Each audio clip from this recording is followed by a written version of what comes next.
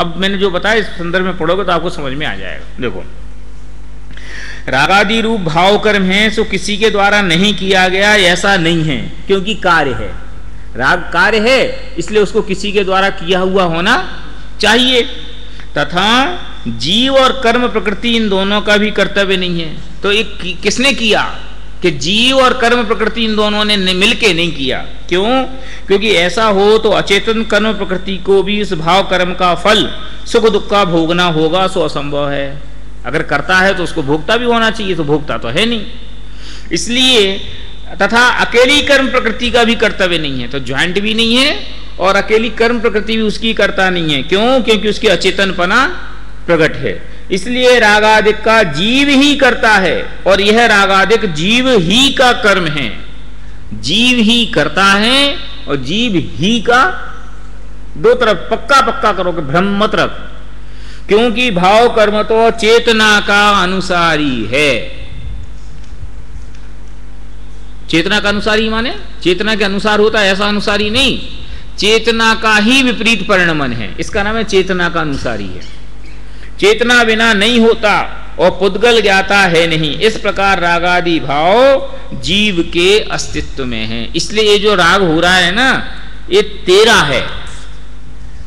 ये भले तेरे स्वरूप की मलिनता है, लेकिन वो मलिनता तेरी है। तू उस मलिनता को स्वयं की स्वीकार करेगा तो उस मलिनता को हटाने की चेष्टा करेगा। मलिनता को स्वीकार नहीं करेगा तो उसको हटाने की चेष्टा कैसे करेगा?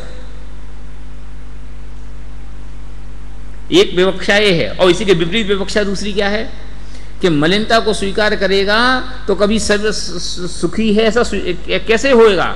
इसलिए मलिनता तेरे स्वभाव में है ही नहीं, क्योंकि स्वभाव में मलिनता हो जाए तो स्वभाव कभी शुद्ध होता नहीं। स्वभाव तो अपरिवर्तनीय होता है, वो अपेक्षा जुदी है। ठीक है, चलो हम बार बार क्या होता है कि बहुत सारे कथन परस्पर विरोधी अनेक अनेक एंगल के आते हैं, तो हम उनको अलग अलग खाने में, जैसे होता है ना दिमाग में अलग अलग डब्बे हैं हर चीज को, तो कौन सा कथन किस अभिप्राय से किस एंगल से किया जा रहा है उसको उस डिब्बे में सेट करो तो आपको कंट्रोवर्सी नहीं होगी। वो आप एक डिब्बे की वस्तु दूसरे डिब्बे में मिला देते हो तो आपको दिमाग में कंट्रोवर्सी खड़ी होने लगती है। अरे यार का घाल मेले को समझ में नहीं आ रहा, करता है कि नहीं है, फिर है क्या, सच्ची बात है बता दो। ये कंफ्यूजन क्रिएट होने लगता है। ठीक है, ये समझने के लिए धैर्य चाहिए और कुछ नहीं चाहिए, समझ तो है।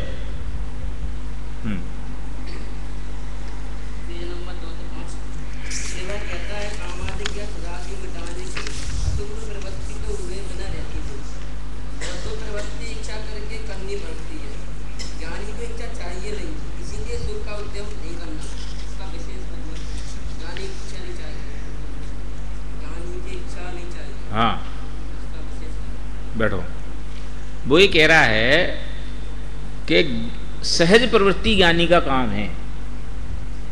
तो वो कह रहा है कि जो काम क्रोध रूप परिणाम हो रहे हैं ना, ये तो सहज है, ये अपने आप आते हैं। इसमें मैं विशेष विकल्प नहीं करता हूं, विशेष उपयोग नहीं लगाता हूं, तो भी विषयों में मन दौड़ता है। और देव पूजा, गुरु उपासना, स्वाध्याय, संयम तप में मुझे उपयोग पूर्वक प्रयत्न करना पड़ता है। तो ये तो स्वभाव के विरुद्ध विषय हो गया ना। तो हमें रहना था सहज, तो सहज रहने के लिए जो काम सहज होता है वो करना चाहिए, कष्ट का काम नहीं करना चाहिए, असहज काम नहीं करो। और सहज काम क्या है? विषय कसाई की प्रवृत्ति। और असहज काम क्या है? धर्म की प्रवृत्ति, शुभ भाव की प्रवृत्ति। इसलिए अशुभ भाव सहजता से होते हैं तो उनको होने दो, शुभ भाव को करने में क्लेश होता है, इसलिए शुभ भाव करने का उपदेश मत दो। ये शिष्य का प्रश्न है, समझ में आ गई? अब उत्तर क्या है कि मूर्ख सहज असहज कुछ वस्तु होती ही नहीं। ये तो जिस वस्तु का अभ्यास होता है वो सहज होती है, जिस वस्तु का अभ्यास नहीं होता वो चीज असहज होती है। और कोई भी नई वस्तु पहली बार असहज ही दिखाई देती है। ठीक है, अनादिकाल से हमें विषयों का अभ्यास है, इसलिए विषयों की प्रवृत्ति सहज दिखाई देती है। और शुभ भाव का अथवा धर्म परिणाम का अभ्यास नहीं है, इसलिए वो असहज दिखाई देता है। एक तर्क। दूसरा तर्क, जिस रूप रुचि होती है वो वस्तु सहज दिखाई देती है, जिस रूप रुचि नहीं होती वो वस्तु कठिन दिखाई देती है। जिसमें को विषयों की रुचि है उसको विषयों का अभ्यास सरल दिखाई देता है, और जिसको विषयों की रुचि नहीं है उसको वो कठिन दिखाई देता है। तो क्या करना कि ये तेरी रुचि की विपरीतता का परिचायक है, इसलिए तू प्रयत्न पूर्वक शुभोपयोग कर।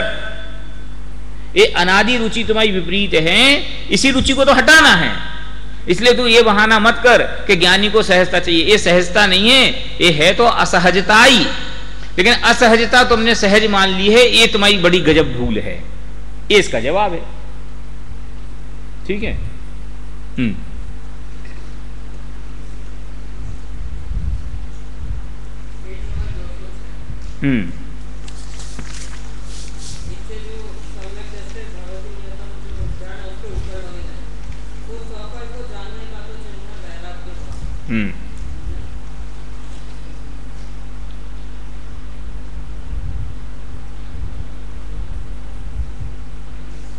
क्या कहना चाहते हो?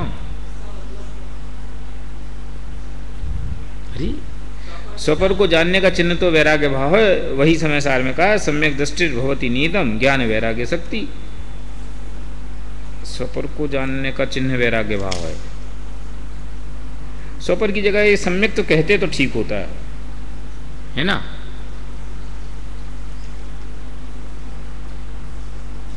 कल बताऊंगा मैं। चलो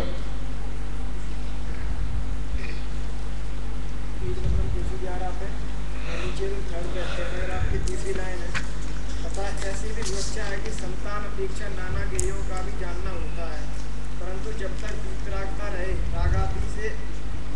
पेज नंबर 211 नीचे से थर्ड पैराग्राफ की 20 लाइन।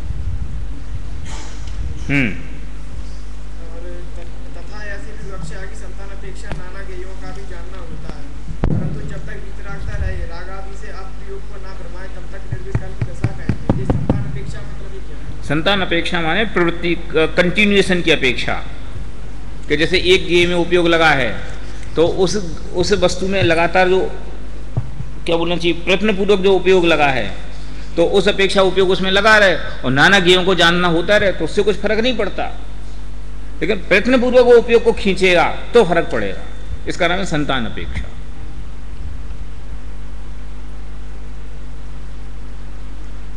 हो गया? अब हो तो पूछना, नहीं तो पूछने के लिए नहीं पूछना। Full stop. चलो व्यवहाराभासी मिथ्या दृष्टि। व्यवहाराभासी मिथ्या दृष्टि किसे कहना? यस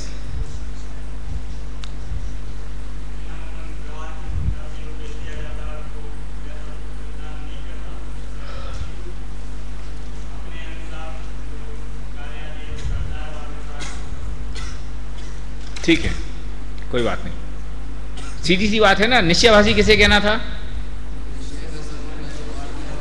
उसका नाम निश्चयभासी। अब व्यवहाराभासी किसे कहना? अपोजिट डायरेक्शन हो गया ना, कि जो व्यवहार नय के कथन को व्यवहार नय की अपेक्षा ना समझ करके सर्वथा समझे, उसका नाम क्या है? व्यवहाराभासी। व्यवहार आभास, व्यवहार तो न हो लेकिन उसके जैसा दिखाई दे, उसका नाम क्या? व्यवहाराभास। तो व्यवहार तो नहीं है, क्योंकि व्यवहार तो अपने कथन की विवक्षा के साथ होता तो व्यवहार कहलाता। तो व्यवहार तो नहीं है, लेकिन उसका तू सवेरे भी प्रवचन में ऐसी बटन खोल के बैठता, मुझे बहुत अटपटा लगता है। गर्मी लगती है तो एक पंखा लगा ले, इधर गर्दन पे लगा लो, झुकेगा तो हवा जाएगी। ये आदत है तुम्हारी। गर्मी तो सबको ही लगती है, हमें भी लगती है। देखो पसीना तो अभी भी आ रहा है, लेकिन हम उससे ज्यादा विकल्प तो नहीं कर रहे। मुझे आज सवेरे भी बहुत विचार आ रहा था, लेकिन वो फ्लो टूट जाता ना, फिर डायरेक्शन बदल जाता है दिमाग का, फिर उस तरफ घुसने लगता है जबरदस्ती की प्रेरणा में, जबरदस्ती की बातों में, और मैं उससे बचना चाहता हूँ। एक सामान्य एटीट्यूड बहुत आवश्यक है कि कहाँ हो, कैसे उठ रहे, कैसे बैठ रहे, इन सब चीज़ों का आपके प्रेजेंटेशन पे बहुत फर्क पड़ता है।